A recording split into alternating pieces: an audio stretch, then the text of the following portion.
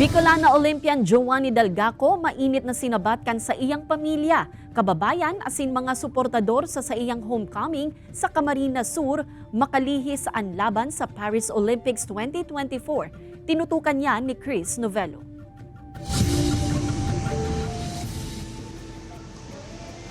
Fresh from Paris ang Bicolana Olympian asin rower na si Joanny Dalgaco.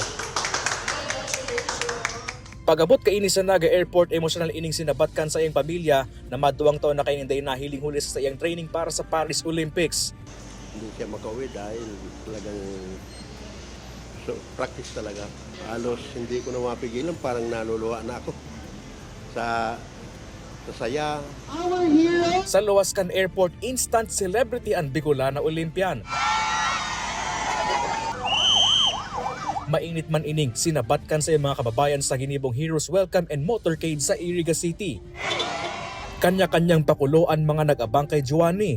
May napapabayli asin ang iba, may darapang bandera kan Pilipinas asin Olympics. Congrats po sa kanya, napakagaling niya po. Ang mainit na suporta gikan sa pamilya asin mga kababayan ang maserbisyo buot na inspirasyon ni Joanny sa mga masunod niyang laban. Naramdaman ko po yung suporta nila sa akin. Babawi po ako sa next Olympics sa Los Angeles. Mientras tanto, nagpromesa man ang provincial government kan Camarines Sur ning incentives para sa Bicolana Olympian. Gusto namin personal gift.